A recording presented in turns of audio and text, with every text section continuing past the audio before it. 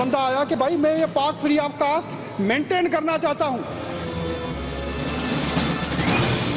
लोग मुझे कहते हैं कि आप ये क्यों नहीं कहते कि सिंध गवर्नमेंट पूरी आउटसोर्स कर दी जाए।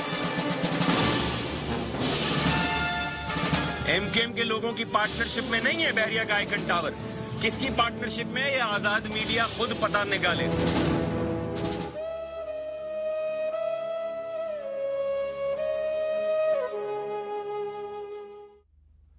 अस्सलाम वालेकुम नाजरीन, आप प्रोग्राम देख रहे हैं रूबरू इस्लामाबाद स्टूडियो से लाइव और मैं हूं आपका मेजबान शौकत पराचा। आज फिर कराची की शाहराह फैसल एक मैदान जंग का मंजर पेश कर रही है। जलाओ, घेराव, पथराव, खुदा जाने वहां पर क्या हो रहा है और प्लस पुलिस की शेलिंग ने वाकई एक अजीब सा मंजर पेश किया है। बिल आखिर आज डॉक्टर आसिम हुसैन 1 साल 7 महीने और 5 दिन जेल में रहने के बाद रिहा हो गए। आसिफ अली जरदारी ने कहा कि ये इंतकाम की सियासत की शिकस्त हुई है, जबकि दीगर अपोजिशन पार्टीज कह रही हैं ये तो पीपल्स पार्टी और मुस्लिम लीग नवाज के मुकमुका का नतीजा है। आज सारा दिन पीपल्स पार्टी और एमकेएम कराची के इब्ने कासिम बाग की वजह से आमने सामने रहीं, लेकिन आज सुबह फिर एक सान्या हुआ। पारा चिनार में 2 दर्जन बेकसूर इंसान, मासूम इंसान फिर दहशतगर्दी का शिकार हो गए। हमारे मौजूआत हैं, मेहमानों का मैं तारुफ करा देता हूं। मेरे साथ इस्लामाबाद स्टूडियो में मौजूद हैं सेनेटर मियां अतीक साहब, एमकेएम पाकिस्तान, बहुत शुक्रिया आप तशरीफ़ ले आए। मुझे ज्वाइन किया है कराची से नाज बलोच साहिबा ने, पाकिस्तान तहरीक इंसाफ की मरकजी रहनुमा है, बहुत शुक्रिया नाज साहिबा आप तशरीफ़ ले आई। मेरे साथ टेलीफोन लाइन पर इस वक्त मौजूद हैं सेनेटर निहाल हाशमी साहब, पाकिस्तान मुस्लिम लीग नवाज से उनका ताल्लुक है, और मेरे चौथे मेहमान हैं सेनेटर कयूम सोमरो साहब, पाकिस्तान पीपल्स पार्टी के मरकजी रहनुमा। प्रोग्राम का आगाज मियाँ साहब आपसे करूँगा। जमात इस्लामी ने खसूसन आज के दिन जब डॉक्टर आसिम हुसैन रिहा हुए और इब्ने कासिम बाग की वजह से पीपल्स पार्टी एमकेएम आमने सामने थे, अच्छा शो किया और उनका मुजाहरा था, एहतजाज था के इलेक्ट्रिक के खिलाफ। और हाफिज नईम साहब कह रहे थे कि एमकेएम पहले मुशर्रफ की गवर्नमेंट में रही जिसने बेचा के इलेक्ट्रिक, और फिर एमकेएम पीपल्स पार्टी के साथ रही, लेकिन बिजली का मसला, कराची के अवाम का मसला किसी ने हल ना किया। आप तो उस पार्टी से ताल्लुक रखते हैं जो कराची की रिप्रेजेंटेटिव पार्टी है। देखिए, जहाँ तक के इलेक्ट्रिक का मामला है, हमने हमेशा इस पर आवाज़ उठाई। पहली बात हम ये करते हैं कि जो असल कॉन्ट्रैक्ट था उसको देखा जाए कि वो कॉन्ट्रैक्ट क्या था। आप हुकूमत में थे, इत्तेहादी थे, जनरल मुशर्रफ के ब्लू आइड थे जब के इलेक्ट्रिक का मुआहदा हुआ। देखिए, मैं इसमें ये कहूँगा जनाब, ये हम हुकूमत कभी भी नहीं रहे, हमेशा हुकूमत का हिस्सा रहे। वही हुकूमत ही होता है, लेकिन जितना साइज है उतना हुकूमत में आप जैसा जी शऊर इंसान ये बात करे, मेरे लिए बड़ी सरप्राइजिंग है। हुकूमत होना और चीज है, करना और चीज है, और हुकूमत का एक छोटा सा हिस्सा होना और चीज है, और उसी हिस्से के हम जिम्मेदार भी हैं, हम कसूरवार भी हैं, हम जवाबदेह भी हैं। और वो क्या कहते हैं कि जितनी आवाज हम उठा सकते थे पहले दिन से लेकर आज तक उठाते आए। आखिर ये डिस्क्रिमिनेशन क्यों है, कौन पूछेगा? मैंने तो पार्लियामेंट में भी कहा, हमारी तरफ से हर दफा यह बात की गई, लेकिन आज आपकी नजर में कौन पूछेगा? वफाकी हुकूमत पूछेगी? जी बिल्कुल, वफाकी हुकूमत का काम बनता है। वफाकी हुकूमत क्या पूछे कि ये आपसे एग्रीमेंट क्या हुआ था और कर क्या रहे हैं, कितनी डेवलपमेंट करनी थी, कब कब कहां कहां किस किस सिस्टम को तब्दील करना था, और जो जो उन्होंने चलते हुए यूनिट बंद किए हैं, क्या वजह कि वो एक्सपेंसिव हैं, पुराने यूनिट हैं। ठीक है, आपको अगर नहीं फिजिबल है, लेकिन आपने नए भी तो लगाने थे। हुकूमत पूछे इसी नुक्ते पर ही। इसे हमारे साथ मौजूद हैं उनके रहनुमा भी। नाज बलोच साहिबा, आप कराची में बैठी हैं, हुकूमत चाहे वो सूबाई हो, वफाकी हो, वो मईशत का पहिया आगे बढ़ाना चाहती है। आज फिर शाहराह फैसल बंद हुई, कितने लोगों को तकालीफ हुई, और जमात इस्लामी के आज लीडर जो सामने खड़े थे, ये तो लोकल गवर्नमेंट इलेक्शन में हार गए थे, एक छोटी सी सीट पे हार गए थे, फिर शहर को हॉस्टेज बना लेना। बिस्मिल्लाहिर्रहमानिर्रहीम। देखें, लोग तो रोजाना एक तकलीफ से गुजर रहे हैं, कर्ब से गुजर रहे हैं। कराची में हर जगह आपको परेशानी का आलम दिखाई देता है। टूटी फूटी सड़कें हो या बिजली लोड शेडिंग का मामला हो, लोगों क्या 8-8 घंटे से 12-12 घंटे, 13-13, 14-14 घंटे जगहों पे लोड शेडिंग है। पीने का पानी नहीं है, जब बिजली नहीं होती तो लोगों के घरों में पानी नहीं होता। और कितने इलाके हैं जहां लोग प्यास से जो है वो उनकी जिंदगी अजीरन हो चुकी है। लोगों को पीने का पानी, कुकिंग, खाना पकाने के लिए पानी तक नहीं है। तो आप मुझे बताइए कि अवाम सड़कों पे नहीं निकलेगी तो अवाम क्या करेगी? अवाम एहतजाज नहीं करेगी तो क्या करेगी? और हर सियासी जमात का हक है कि वो जो डेमोक्रेटिक पॉलिटिकल पार्टीज हैं, जो अवाम के दिलों के अंदर बसना चाहती हैं, जो अवाम की तर्जुमानी करना चाहती हैं, ये उनकी जिम्मेदारी होती है कि अवामी इश्यूज के ऊपर अवाम के साथ खड़े हों। तो अगर जमात इस्लामी ने जो एहतजाज आज किया, अवाम के साथ उन्होंने अवाम की आवाज बन के एहतजाज किया, तो ये सलूक उनके साथ नहीं होना चाहिए था जिससे कि आमरीत की यादें ताजा हो। पीटीआई की हमदर्दी, पीटीआई की सिंपैथीज कराची में जमात इस्लामी के साथ हैं आज।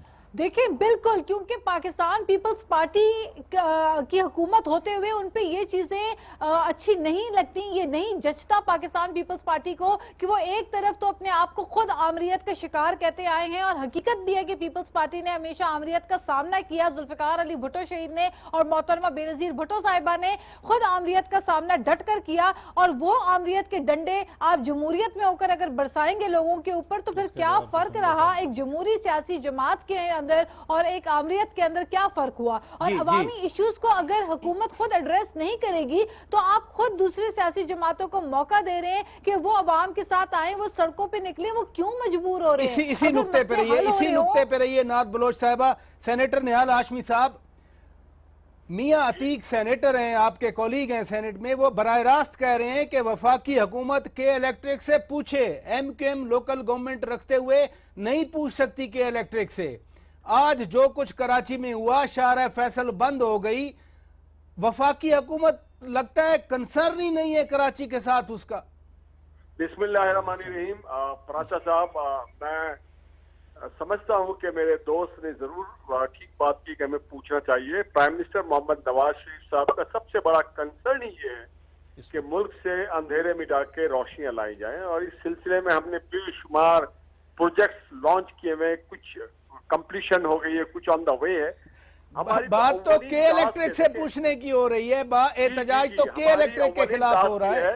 आज जो हम सिर्फ के इलेक्ट्रिक से नहीं, हम तो सिंध गवर्नमेंट से भी ये पूछना चाहते हैं कि हर शख्स का, हर सियासी जमात का आईनी, सियासी और जमहूरी हक है कि वो एहतजाज करे, मगर ये हक किसी को नहीं दिया सकता है कि पुरान अमन और निहत्ते शहरियों पे डंडे बरसाए जाए, टीयर गैसिंग किया जाए, हवाई फायरिंग की जाए। बरसाता तो उसको चाहिए था, गिरफ्तार उनको होना चाहिए था जिन्होंने सिंध के वसाइल को लूटा, कमीशन और करप्शन लेके दुबई भाग गए और यहाँ पे सहारा लेते हैं बेल का।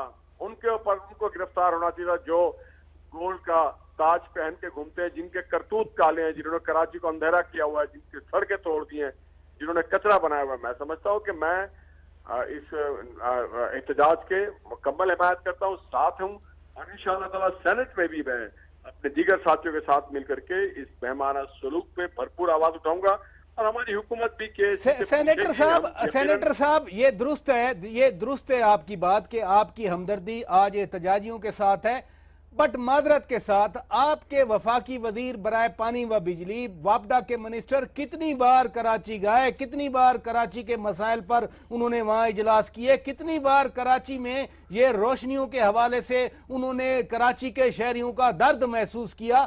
ये बहरहाल सवालात हैं अपनी जगह पे। नहीं पराचा साहब, मैं आपसे एक बात बड़ा दो टोक और वादे करना चाहता हूँ। आज के इलेक्ट्रिक के साथ उससे बड़ा मुजरिम जो है वो सिंध गवर्नमेंट है और उसकी ज्यादती है, उसकी जबर है। कराची के शहरी आज परेशान है, सड़कें बंद है, वीरान है, सुनसान है, लोगों को गिरफ्तार किया जा रहा है। ये कोई तरीका नहीं है कि आप कोई अगर अपने हक के लिए आवाज उठाता है, अपने पानी बिजली के लिए आवाज उठाता है, सड़क तालीम सेहत के लिए आवाज उठाता है, तो आप उनको गिरफ्तार कर लें, आप उनको एहतजाज करने से रोकें।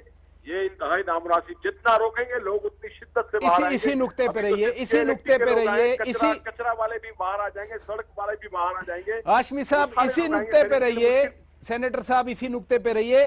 कयूम सुमरो साहब आपकी तरफ आऊंगा।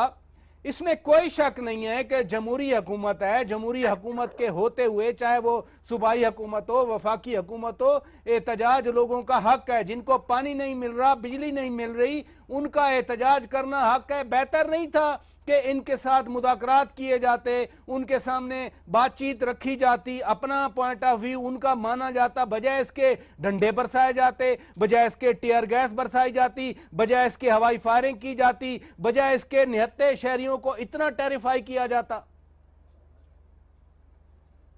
बिस्मिल्लाहिर्रहमानिर्रहीम।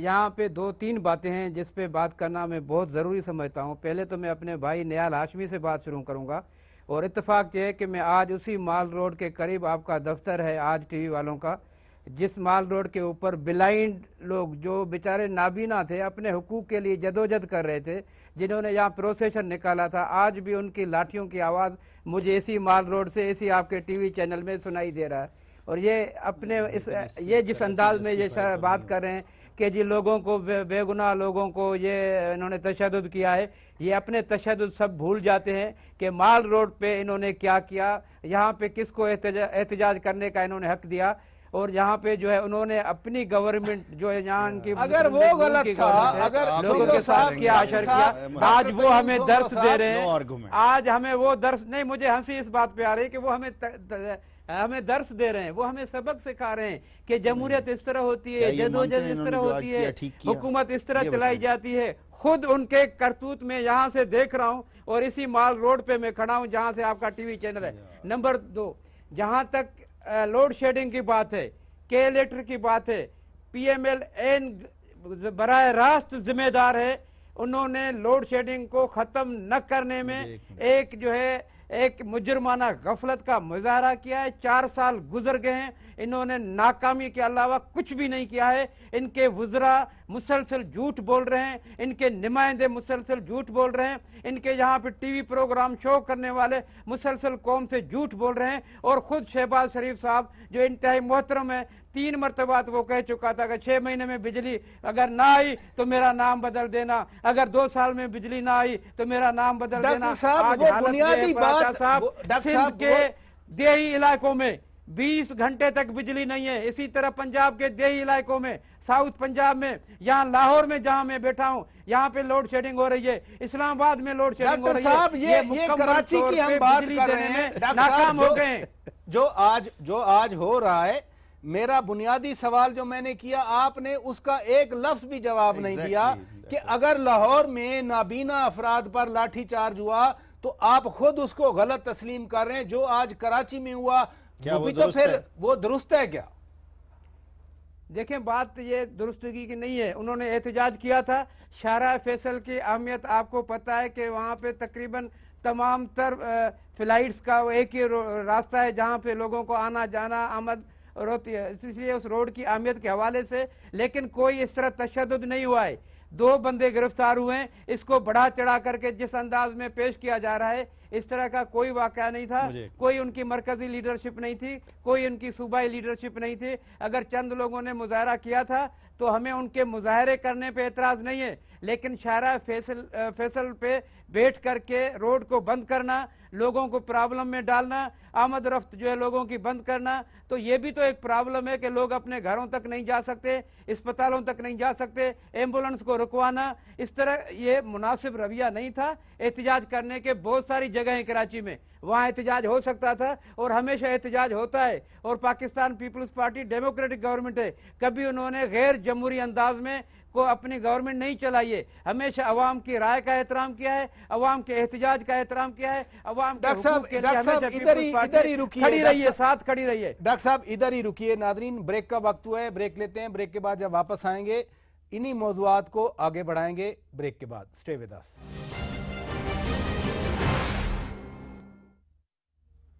वेलकम बैक नादरीन, आप रूबरू देख रहे हैं इस्लामाबाद स्टूडियो से लाइव, और हम बात कर रहे हैं आज मुल्क की ताज़ा तरीन सियासी सूरत हाल के बारे में। नाज बलोच साहिबा, डॉक्टर आसिम आज रिहा हुए। साबिक सदर आसिफ अली जरदारी ने कहा कि इंतकाम की सियासत को शिकस्त हुई, जबकि आपकी लीडरशिप, आपकी पार्टी PTI के चेयरमैन इमरान खान समेत सब कह रहे हैं कि ये नवाज लीग और पीपल्स पार्टी का मुका हुआ है, अदालती प्रोसेस से उनकी जमानतें हुई हैं, वो बाहर आ गए।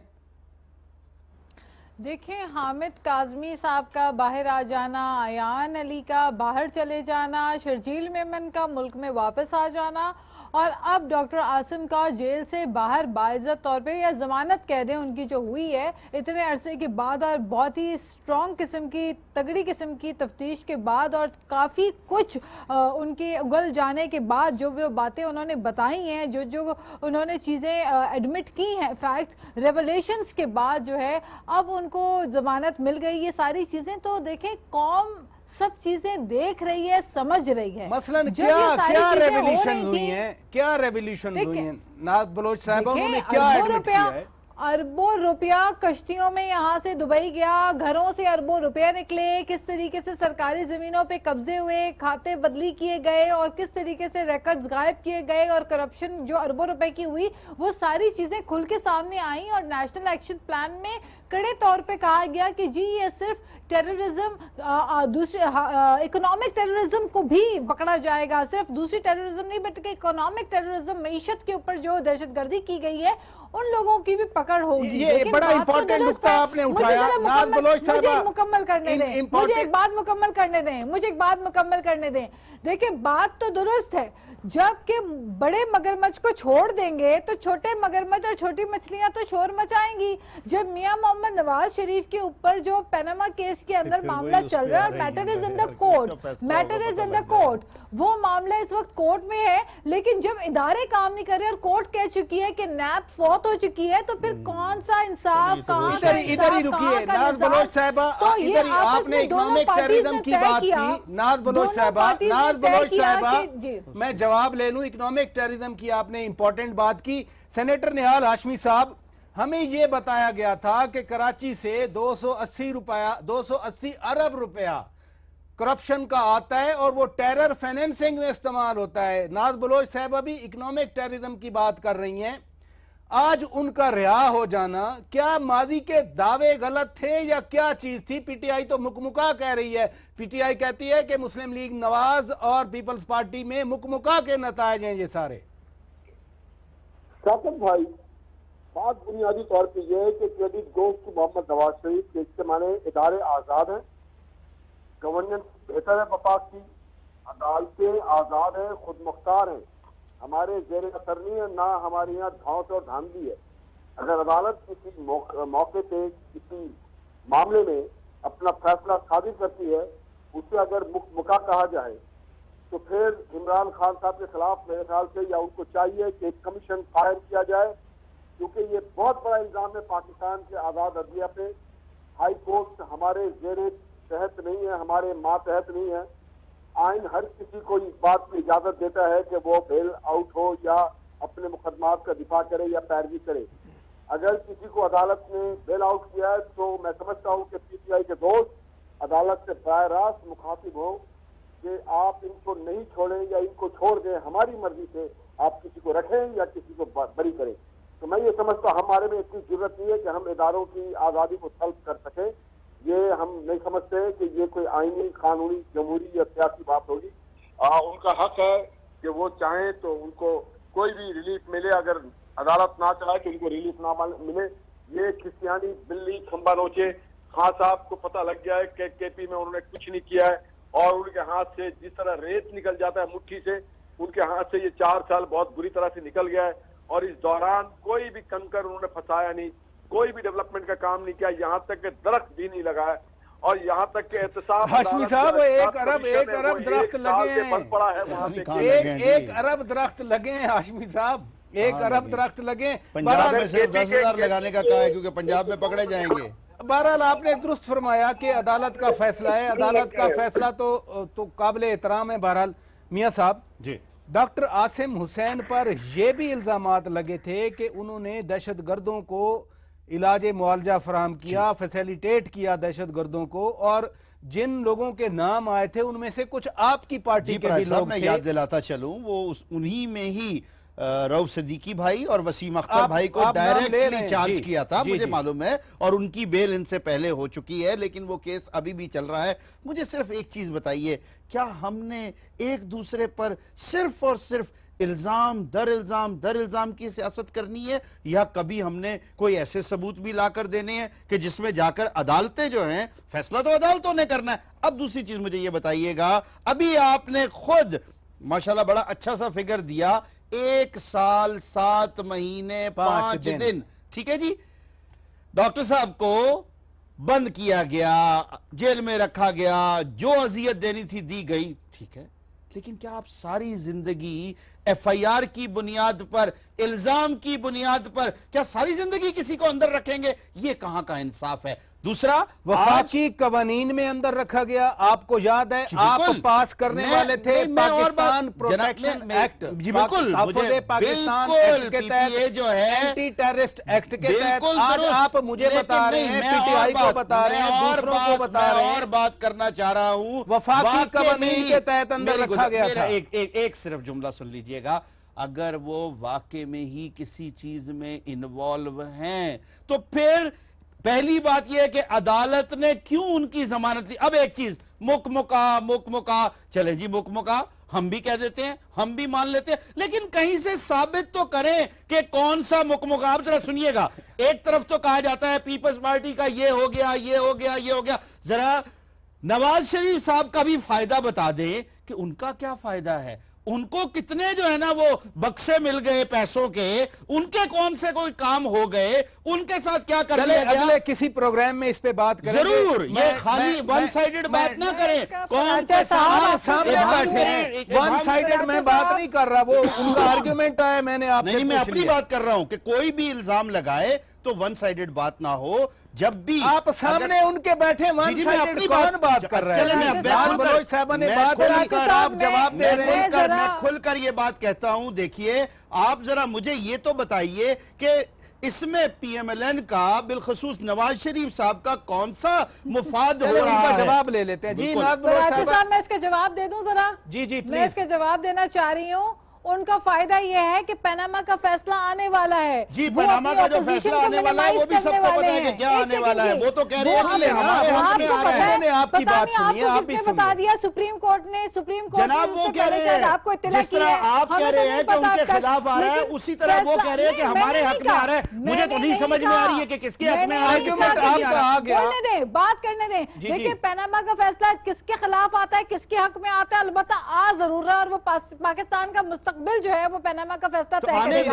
अब अपनी अपोजिशन को मिनिमाइज करने के लिए पाकिस्तान पीपल्स पार्टी को आप अपोजिशन करें ना, आपको किसने मना किया है? आप अपने लेवल पर अपोजिशन करें। पीपल्स पार्टी एक ऐसी पोजीशन में आ जाए कि जो भी फैसला हो वो मुझे आगे बढ़ना है। तो देखिए पीटीआई के अलावा इस वक्त कौन सी पार्टी है जो आपका नुक्ता आ गया, पीटीआई भी आपका पोजीशन कर रही है, हम देखते हैं भाई हमारे साथ वोट उन्होंने भी उन्हीं को डाला है, फौजी अदालतों के लिए आपने भी वोट डाला है जनाब, इसका मतलब उस मुकमका में आप भी शामिल हैं। आपका नुक्ता आ गया, नाज बलोच साहब नुक्ता आ गया। डॉक्टर कयूम सोमरा साहब आपकी तरफ आऊंगा। आज डॉक्टर आसिम की रिहाई हुई और साबिक सदर आसिफ अली जरदारी ने कहा कि इंतकाम की सियासत की शिकस्त हुई। ये इंतकाम कौन ले रहा था? देखिए पाकिस्तान पीपल्स पार्टी के साथ तो हमेशा पीएमएलएन गवर्नमेंट का जो तरीक़ेकार माजी में भी रहा है और इस गवर्नमेंट के दौरान भी जो रहा है वो भी खुल के सबके सामने आया। और जहाँ तक आपने अब एक बात की कि जी क्या पीपल्स पार्टी की कोई डील थी, अगर डील होती तो ये 2 साल पहले ही शायद ये सब कुछ पहले हो चुका होता। क्या ये डील का नतीजा है कि मरकज़ी गवर्नमेंट ने कोई पेरोल पे आज़ाद किया है इनको? क्या ये कोई डील ये है कि सिंध गवर्नमेंट ने इनको पेरोल पे आज़ाद किया है? अगर काज़मी साहब वहाँ से आज़ाद हुए तो वो भी अदालत के फैसले के ज़रिए हुए, वहाँ पे कोई पेरोल नहीं था, कोई गवर्नमेंट की मेहरबानी नहीं थी पीएमएलएन की गवर्नमेंट की। अगर सिंध में डॉक्टर आसिम की रिहाई हुई है तो वो भी पेरोल पे नहीं हुई है, वो भी अदालती एक तरीक़ेकार से हुई है। तो इसके अलावा जो भी वाक़यात हुए तो हमने तो हमेशा अदालतों का एहतराम किया है और हमने अदालतों के हर फैसले को अपने दिल से तस्लीम किया है। अगर इलेक्शन कमीशन में पीटीआई के हक में कोई बात हो जाए तो फिर इलेक्शन कमीशन भी ठीक है। अगर उनके खिलाफ बात आ जाए तो फिर सारे खराब हैं। अगर पीपल्स पार्टी को अदालत कोई रिलीफ दे तो फिर ये भी नामुनासिब है। मेरा सवाल सिर्फ यहाँ पे एक बनता है, जो अगर कोई मुझे ईमानदारी से दे तो शायद मैं मुतमईन हो जाऊँ, क्या पूरे पाकिस्तान के 20 करोड़ अवाम आबादी में मां सवाए पीपल्स पार्टी के बाकी जितने लोग जितनी पार्टियों में बैठे हुए हैं उन्होंने करप्शन नहीं की, उन्होंने कोई जुर्म नहीं किया, उन्होंने कुछ नहीं किया। 4 साल उन्होंने फरिश्तों की सिफत इंसानियत के जो है एक किरदार अदा किया। अगर सारे बुरे हैं तो पाकिस्तान पीपल्स पार्टी के हैं, अगर गिरफ्तारियां हैं तो पाकिस्तान पीपल्स पार्टी के हैं, जेल हैं तो पाकिस्तान पीपल्स पार्टी के लिए। तो क्या 20 करोड़ में आपको सवाए पीपल्स पार्टी डॉक्टर साहब मुझे आगे बढ़ना है। डॉक्टर साहब नुक्ता आ गया। हाँ, तो वो बाबर गोरी भी है ना, बाबर गोरी भी है, बहुत सारे लोग हैं हमारे पास, और हमारे पास बड़ी लिस्ट है, सारी लिस्ट है। वो क्यों नहीं पकड़े जाते हैं? सबको क्यों नहीं पकड़े जाते हैं? सिर्फ पीपल्स पार्टी को पकड़ धकड़ की होती है। नुक्ता आ गया। ये मेरे वाले बैठे हुए वो जवाब दें, डॉक्टर साहब आपका वाले बैठे हुए वो जवाब दें। सारी 3 पार्टियों के नुमाइंदे नहीं, पराठा साहब मेरा सवाल सुने। 3 पार्टियों के नुमाइंदे आपके पास बैठे हुए, आप तीनों से पूछें कि 4 साल के अंदर पकड़ धकड़ सिर्फ पीपल्स पार्टी की हुई है, बाकी लोग तो आपका नुक्ता आ गया। आपका नुक्ता आ गया। मुझे ब्रेक लेना है, उनमें तो मुझे ब्रेक लेना है। नाजरीन ब्रेक लेते हैं, ब्रेक के बाद जब वापस आएंगे जरा कराची इब्ने कासिम बाग के हवाले से आज सारा दिन एमकेएम और पीपल्स पार्टी आमने सामने रहे, इस पर बात करेंगे ब्रेक के बाद। Stay with us.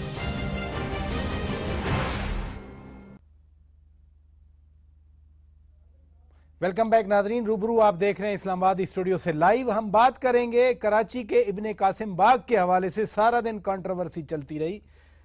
सेनेटर साहब, जब रियाज मलिक कोई आपकी पार्टी के हवाले से प्रोजेक्ट करें वो ठीक होता है। अल्ताफ हुसैन यूनिवर्सिटी बनाई, उस वक्त अल्ताफ हुसैन कायद थे, 22 अगस्त की पहले की बात है, उस वक्त ठीक था। अगर आप इब्ने कासिम बाग को अपडेट कर रहे हैं तो गलत हो गया। नहीं सर, ऐसा ना कहिए आप। मलिक रियाज साहब इज्जतदार आदमी है, माशाल्लाह दुनिया के सामने काम किया है, मेहनती हैं, लेकिन जिसका जो काम सही होगा हम सबको उसके लिए खड़ा होना चाहिए। जो काम गलत होगा, जिसमें हुकूमत की बदनीयती नजर आए, फर्द वाहिद की बदनीयती नजर आए, एक इदारे की बदनीयती नजर आए, हम सबको उसके खिलाफ खड़ा होना चाहिए। इसमें मकसद क्या है? आज फैसल सब्जवारी भाई ने क्लियरली नहीं कहा कि क्या वजह है, आइकॉन जो है वो उससे कितना दूर है, इसको किस मकसद के लिए इस्तेमाल किया जाएगा। कॉन्ट्रैक्ट जो किया गया है वो पार्लियामेंट में ले आए, अपनी असेंबली में ले आए, उसको वहां से क्लियर करा ले, कोई हर्ज नहीं है। क्या अवामी नुमाइंदों का यह फर्ज नहीं है, जब भी हुकूमत की अवाम की कोई चीज किसी को दी जाती है तो उसके बारे में देखा जाए कि वो क्या है क्या नहीं है? क्या आप समझते हैं कि हर चीज ही आउटसोर्स करनी पड़ेगी? आपने एक आखिरी जुमला वो भी मैं बताता चलूं कि ये जो कचरा उठाने का काम किया गया है, मैं पंजाब के हवाले से, पिंडी के हवाले से बात कर रहा हूं, और मैंने ही लिखकर अपनी पार्टी को भी दिया है। खदशात क्या है? 500 रुपए महीना मेरी कंपनी देती थी पहले, आज 50,000 रुपए महीने देना पड़ रहा है, क्योंकि जब से ये प्राइवेट कचरा उठाने का काम आया, इसी नुक्ते कराची के लोगों को बहुत जुल्म होगा से हटके इब्ने कासिम बाग की हम बात कर रहे हैं। नाज बलोच साहिबा, आप क्या समझती हैं? आप कराची में बैठी हैं, ये इब्ने कासिम बाग में एमकेएम का मौकफ दुरुस्त है? क्योंकि मेयर तो बहरहाल इलेक्टेड वसीम अख्तर ही हैं। देखिए, बात यह है कि कराची में तो हर चीज आउटसोर्स हो रही है ना। आप देखें कि इलेक्ट्रिक आउटसोर्स, कचरा उठाना किसकी जिम्मेदारी है? 90 दिन के वादे किए गए कि 90 दिन में हम पूरे कराची का कचरा उठा लेंगे। आज कराची के हर इलाके में आप चले जाएं, कचरे कुंडी के ढेर पड़े हुए हैं और कोई साफ सफाई का सिस्टम नहीं है। गंदा पानी जो है पीने के पानी के साथ मिला हुआ है, लोग पी रहे हैं। हेपेटाइटिस सी इसी की वजह से, गंदगी की वजह से इतनी तेजी से फैल रहा है। तो सारी चीजें तो हो रही हैं, गलत ही रुख में चल रही हैं। जिसका जो जी चाह रहा है वो कर रहा है। चाइना कटिंग भी होती रही इस शहर में, पार्कों के ऊपर कब्जे करके शादी हॉल भी बनाए। अब छोड़ें क्या सेनेटर साहब, नाराज हो जाएंगे। ये सारे मामलात होते रहे, पार्कों के अंदर जो है वो अपार्टमेंट बनाए गए, बिल्डिंग बनाए गए, मैरिज हॉल बनाए गए, सब कुछ किया गया। आपका नुक्ता आ गया। अब शोर मचाए चोर मचाए शोर जो है ना वो फिर कौन पता नहीं समझ कौन चोर है, कि कौन शोर मचा रहा है। इधर ही रहिए निहाल हाशमी साहब, चोरनियां भी होती है। निहाल हाशमी साहब आपकी तरफ आऊंगा। हाशमी साहब एमकेएम चाहती है, अल्हम्दुलिल्लाह हमने कौम की किसी नाज़ बलोच साहब इधर ही रहिए, डकैती नहीं की, आपका वक़्फ़ आ गया, कब्जे नहीं किए, आपके हाथ में ही कुछ नहीं आपका आया ना, वक़्फ़ आ गया मियां साहब, आपका वक़्फ़ आ गया। वो दूसरी बात कर रही है ना करें। नाज़ बलोच साहब इधर ही। हाशमी साहब एमकेएम कहती है कि कराची के अवाम के साथ ज्यादती है इब्ने कासिम बाग को देना। आउटसोर्सिंग की इन्होंने बात की, आउटसोर्सिंग तो और हुकूमतें भी कर रही हैं, वफाकी हुकूमत भी कर रही है आउटसोर्सिंग। इब्ने कासिम बाग के हवाले से आप चूंकि कराची के नुमाइंदे हैं, क्या कहेंगे? राजा साहब देखिए, कराची में ये बड़ा डिलेमा रहा है, अलमिया रहा है कि जिस बिल्डिंग जो इस प्लॉट पे आइकॉन टावर भी खड़ी है वो भी एक क्वेश्चनेबल सब्जेक्ट है। सबको पता है कि कराची में प्लॉट्स का क्या हाल होता है, वो पार्कों का हो, स्पोर्ट्स का हो। लोग जो दूध के जले हैं वो दही को भी, छाछ को भी फूक फूक के पीते हैं। और जो बात की है जनाब फैसल सब्जवारी ने, उसको नजरअंदाज नहीं किया जा सकता। और अगर तनख्वाही देना है केएमसी को, तो फिर उन केएमसी के मुलाजमों से पूरा काम लिया जाए, और अगर वो काम नहीं कर रहे तो उनको फारिग कर दिया जाए। मगर ये इसका हल नहीं है कि आप किसी चीज को आउटसोर्स कर दें। फिर तो सिंध गवर्नमेंट अपने आप को पूरी आउटसोर्स कर दे। बेशतर चीज स्कूल इनसे नहीं चलता है, अस्पताल इनसे नहीं चलते हैं, सड़कें इनसे नहीं चलती हैं, इरिगेशन इनसे नहीं चलता है, तो फिर गवर्नेंस इनसे नहीं चलती है, तो फिर तो इनको घर जाना चाहिए। इसी नुक्ते पर ही हाशमी साहब इनसे पूछ लेते हैं। डॉक्टर कयूम सोमरो साहब मेयर इलेक्टेड हैं, सिंध के कराची के अवाम ने उनको इलेक्ट किया, और मेयर साहब आज यही कह रहे थे कि आपके अपने एक्ट जो 2013 में बनाया गया सेक्शन 74 है, मेयर से पूछा तक नहीं, और कराची केएमसी की मिल्कियत वो जमीन है, किसी को आउटसोर्स करने की कोशिश की गई। देखिए, मैं समझ रहा हूं कि मेयर साहब जब से आए हैं, सवा शिकायतों के अंबार के अलावा प्रैक्टिकली उन्होंने क्या किया है कराची के लिए। कराची के लोग उनसे ये पूछना चाहते हैं कि इतने अरसे से आपने मेयरशिप संभाली है और आपको वोट के ज़रिए मेयर बना दिया गया है, तो आपके ऊपर जिम्मेदारी बनती है कि शहरियों के मसाइल की तरफ तवज्जो दें। आपने उनके मसाइल की तरफ तवज्जो देना तो दरकिनार सिर्फ इल्ज़ामात की सियासत के पीछे लग गए कि जी मुझे ये अख्तियारात दिए जाएँ। सारे अख्तियारात देने के बावजूद जब आपने कोई रिजल्ट नहीं दिया है, नतीजा नहीं दिया है, तो यकीनन कराची के लोग आपसे मायूस हो रहे हैं, आपकी कारकर्दगी से मायूस होते जा रहे हैं। तो पहले तो अपनी कारकर्दगी को बेहतर बनाओ, पहले तो लोगों के मसाइल की तरफ तवज्जो दो। सही का नाज साहिबा ने कि 90 दिन का वायदा किया था, तो करके दिखाओ, अपना मोहल्ला तो साफ करो। चलो ठीक है, पूरी कराची को आप साफ नहीं कर पा रहे, आप जहाँ रह रहे हैं जिस इलाके में उसकी तो सफाई करो, वो भी फिर आप मलक रियाज से करवाते हो। कहने का मकसद ये है कि हमें अपनी जिम्मेदारियों का भी एहसास होना चाहिए। सिर्फ इल्ज़ामात और फिर इल्ज़ामात, इससे तो मामलात हल नहीं होते हैं। हमें इल्ज़ामात की सियासत से निकलना चाहिए। बहुत शुक्रिया। कराची के लोग जानते हैं किसने क्या किया और कौन क्या कर रहा है। 20 यूनियन काउंसिल्स में जो काम हुआ है, मेयर हर जगह हर चीज में खुद पहुंचते हैं, कराची वाले जानते हैं। सेनेटर साहब, प्रोग्राम का वक्त खत्म हुआ, बहुत शुक्रिया आप तशरीफ ले आए। सेनेटर निहाल हाशमी साहब, बहुत शुक्रिया आपने वक्त दिया। नाज़ बलोच साहिबा और सेनेटर डॉक्टर कयूम सोमरो साहब, बहुत शुक्रिया आप लोगों ने वक्त दिया। नाजरीन, हमारी तरफ से इतना कुछ। अपने मेज़बान शौकत पराचा को इजाज़त दीजिए। खुदा हाफिज़।